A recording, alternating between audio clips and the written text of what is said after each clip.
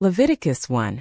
And the Lord called unto Moses, and spake unto him out of the tabernacle of the congregation, saying, Speak unto the children of Israel, and say unto them, If any man of you bring an offering unto the Lord, ye shall bring your offering of the cattle, even of the herd, and of the flock.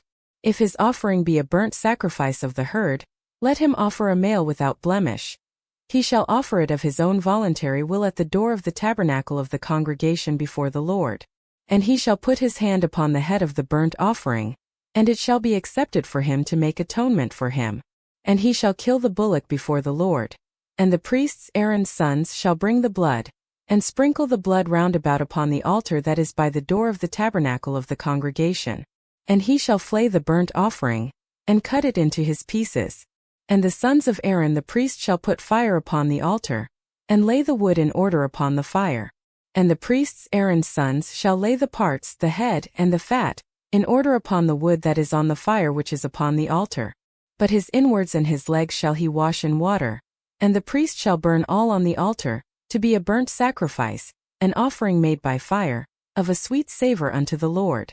And if his offering be of the flocks, namely of the sheep or of the goats for a burnt sacrifice, he shall bring it a male without blemish. And he shall kill it on the side of the altar northward before the Lord.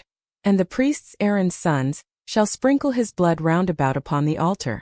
And he shall cut it into his pieces, with his head and his fat. And the priest shall lay them in order on the wood that is on the fire which is upon the altar. But he shall wash the inwards and the legs with water.